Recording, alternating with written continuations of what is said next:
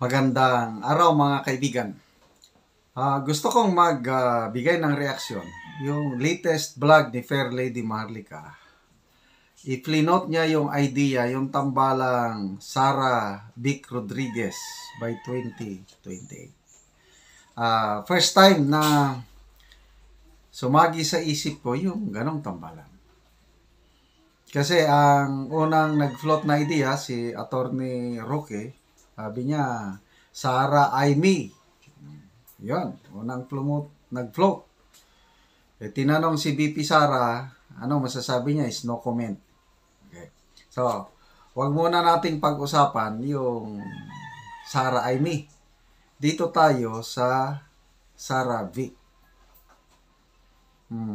Papayag ba si Attorney Vic? Ano pa? Malakas ba siya? Sino yung makakalaban nila? Sa ngayon, ang nakikita ko,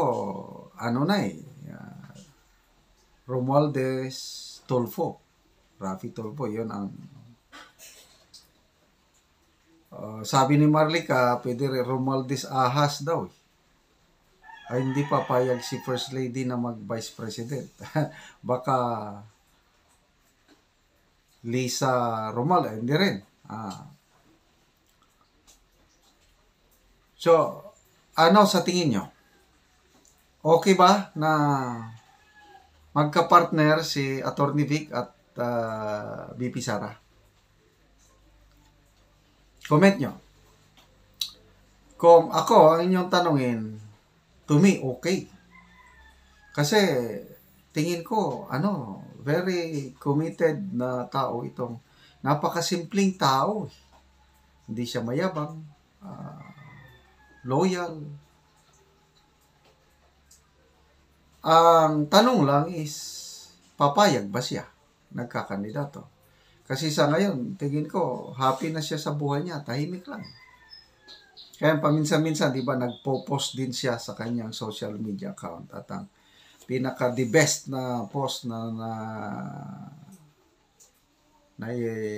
nasabi niya is yung sinusuportahan niya yung panawagan ni Tatay Digong na magkaroon ng tunay na audit, COA audit sa Kongreso. Wow! Pasabog yun! So, medyo tinitignan ko yung kanyang Facebook account. Medyo active siya ng kaunti. Nagmamasid. So, sa tingin nyo, papayag siya? Tingin ko, depende sa makakalyado niya. Kung sina BP Sara, PRRD ang lalapit sa kanya at kausapin, baka papayag. Kasi, ang reason dyan is yung pagmamahal sa taong bayan. Nakikita niya I'm sure nakikita niya kung ano ang nangyayari ngayon. At dahil tawag ng tungkulin, call of duty, pag bigyan siya ng ganyang pagkakataon, most likely tingin ko, papayag yan. But, ito ang aking opinion lang. By 2025, magtakbo muna siyang senador. I'm sure ang Duterte camp mag-form ng line-up niyan by 2025. Si Senator Aimee magre-re-elect na Sino pa ba yung mga Bato magre-re-elect? So, maganda maka-form ang kampo ni BP Sara ng strong team by 2025. Kasi ganon din ang nakikita ko sa kabila. Si Speaker Martin Romualdez, yan ang pambato nila by 2025. So, Romualdez Aimee maglalaban sa 2025. Sana papayag si Attorney Vic na magkandidato munang senador. Winnable ba siya?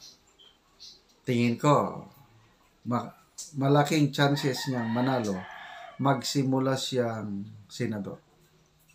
Kasi dumarami na ang bilang ng mga Pinoy na nadidismaya sa administrasyon ito.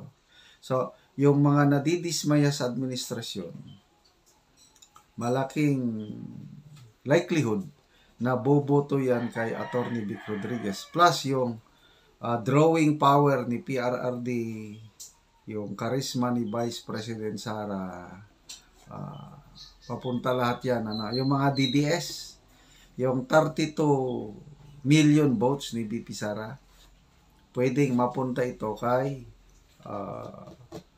basta marami ang papunta kay Atty. Vic kung magkandidato siya. So, yan po yung baptism of fire, political fire. Ang alam ko, ang political life ni Atty. Vic, kapitan siya sa isang barangay sa Quezon City. Tama ba yan? Kapitan, yun lang. Tapos, nadikit siya kay BBM pa nun, yung electoral protest. Kaya, naging close sila. So, yan na. Pag nanalo na siyang senador, yon, mayroon na siyang pundasyon. Kasi, kailangan mo yan, mag-invest ka na rin, may pundo ka ng hawak. Alam mo na ang Pilipino, kailangan mo na magpakita ng gilas din, tutulong. Kasi, maraming Pilipino na pag natulungan mo, kagaya ni Senator Bongo, bilib na bilib ako sa kanyang malasakit centers. Ang dami ko ng feedback na natatanggap. Ang daming natutulungan ang malasakit centers ni Senator Bongo. So, kaya kung magkaroon ng similar si Atty. Vic, Senator Vic later on na may ganun, makatulong. Ayan, dagdag puhunan. And then by 2028, yun na. Tignan na. So, another question na ito So, pwede si Atty. Vic. So, alin ang mas maganda, mas winnable na tandem ni VP Sara? Sa tingin nyo? Atty. Vic or Senator Amy? Kung ako ang inyong tatanungin, pwede silang dalawa. Kaya lang, sino ang mas winnable? Yan na ang hindi ko alam. Hindi ko muna sasabihin yan. Timbang-timbangin ko muna sila. Kung sinong mas winnable. Atty. Vic or Senator Amy? Kayo ko no. Mag-comment kayo at babasahin ko yung mga comments niyo. Pareha silang, marami kasi ang iba nagdududa na kay Senator Amy. Kasi nga, blood is thicker than water. Kaya lang, natuwa ko, yung isa sa mga vlog, latest vlog ni Maharlika, yung lumapit na mismo si VP Sara at Senator Amy at kinausap si PBBM bago siya lumipad patungong Amerika. Kasi maugong na yung balita na nag-utos si First Lady Lisa doon sa Kongreso na simulan na yung pag-impeach kay VP Sara. So, naalarma itong magkaibigan, Amy Sara, pinuntahan at kinausap si PBBM na bakit ganon ang aga-aga pa, bakit sisirain nyo na si VP Sara, wala ka bang magawa, pwede bang pigilan mo, ganon yung balita ng puting ahas. Anong sagot ni PBBM? Sorry ate, wala po akong magagawa. Grabe. So, presidente siya, tapos wala siyang magawa. Anong klaseng paning presidente natin? So, with this, tama talaga yung sinasabi ni Fair Lady Maharlika na hindi si presidente ang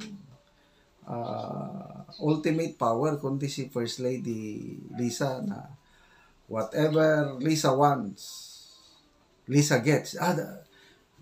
Lumabas na yan na quotation nung bago magka-eleksyon eh. Whatever Lisa wants, Lisa gets.